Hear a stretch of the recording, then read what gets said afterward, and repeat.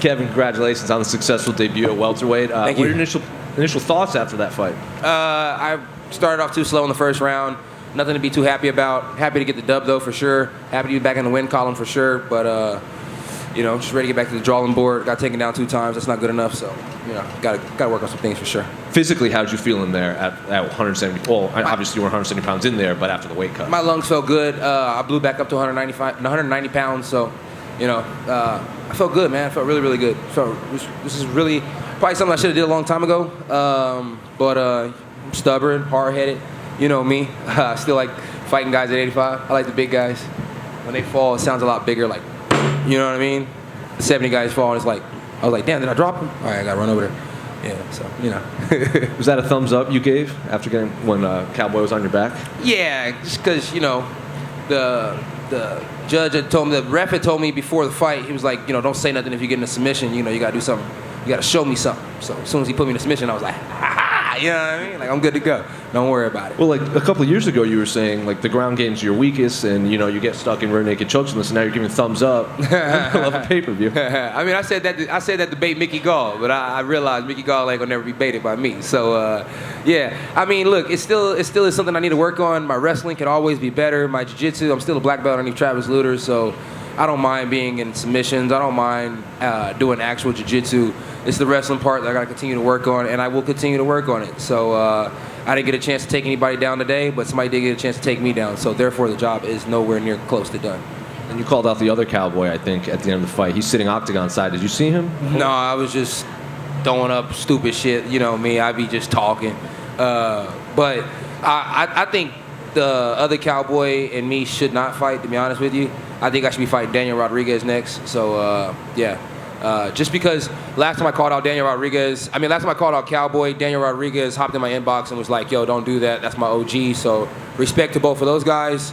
Of course, I would like to fight the OG, but sometimes you got to take out the student before you can take out the OG.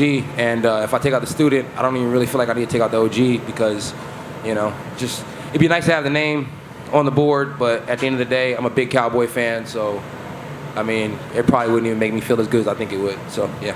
So is it just you want to take out the student before the master, or is it like the matchup with Daniel Rodriguez? Honestly, I don't fucking know. I just want to fight. You know what I mean? I just want to fight. Like, fight everybody. Is the weight cut that easy that you can keep this up frequently? Like, because at middleweight you were fighting so frequently, but you got to do this weight cut now. I could fight way more frequent at 85, of course. At 70, I do need some weeks to make sure my body, adjusts and does everything right.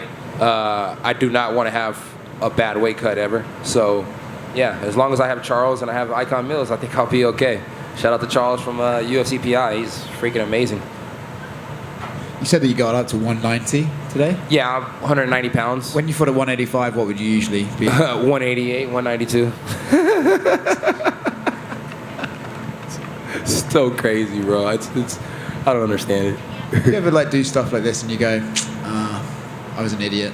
I mean, yeah, the whole time. I mean, even when I win a fight at 85, I'm like, you lucky bastard. You know what I mean? So it's like, yeah, it's just one of those things where it's like I always say I could be a better athlete, a more professional athlete. But back in the day when I used to cut the 70, I used to be so mean to my mom. I used to be so mean to my little brother. I used to be so mean to everybody that was around me when I used to cut weight. And I didn't want to be that person again. I was happy to be out here for 2 weeks, not be around the family. But I didn't even get an attitude like that this time, So, like I said, shout out to Charles, shout out to the UFC PI, and shout out to Icon Mills. It was a fantastic weight cut. Good stuff, man. You said that you felt like you were starting a little bit slow. The commentary was actually even saying oh, maybe he needs to slow down a little bit. Cowboy isn't somebody you want to just kind of go forward with. Was that even in your thought, or was there any hesitation? Did he pose any sort of threat that you felt that you had to go slow? No, I was wondering what the hell was going on, why I couldn't speed up, really, to be honest with you. I wanted to throw more punches faster, ferociously. I just wanted to go out there and just be throwing with the wind, you know what I mean? Of course I was always going to be cautious of what he was doing, but I wanted to go out there and really just display just a beautiful style of just martial arts. And I started off very slow in the first, and I was like, what the hell is going on? And I knew I had to get that second round back, so, I was like, man, if I got to shoot a takedown at the last minute and a half of this fight in the second round just to make sure I get this round back, I will. So I was fully prepared to go out there in round 2 and 3 to do whatever it took to win the fight. And I had a feeling that meant taking the guy's back like how he had my back and just hanging out like a backpack. And you're used to taking bigger guys' punches, but what do you think when you finally actually took a little bit of power at a smaller weight? Did it give you extra confidence that the move down was the right decision? Yeah, move down, definitely the right decision.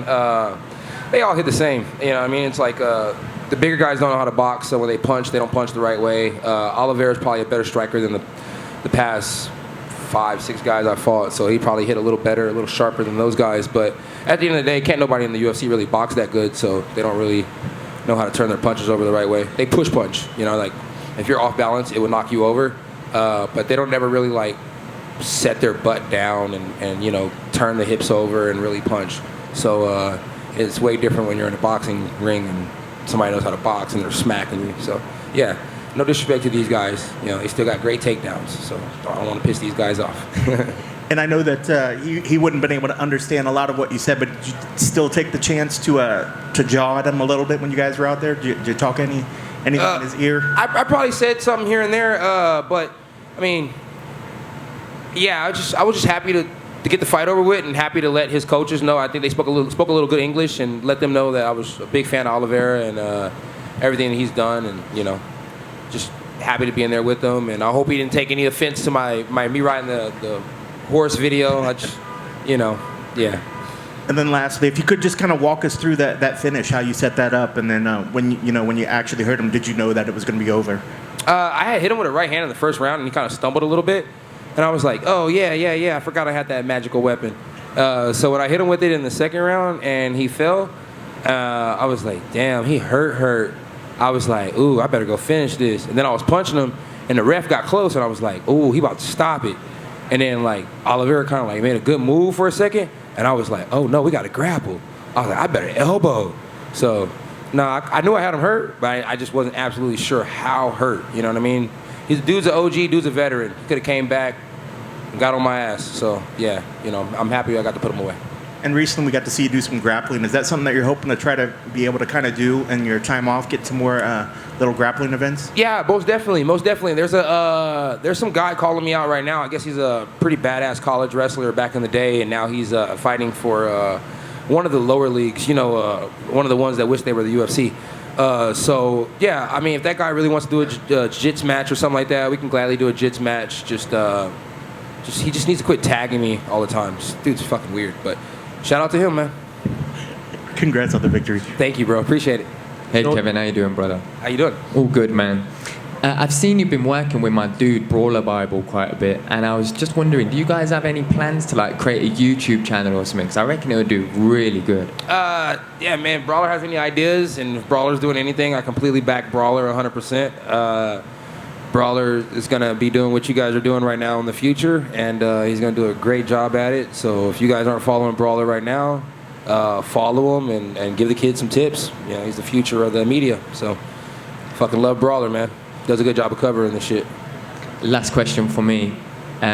What is your strain of choice post-fight? Strain?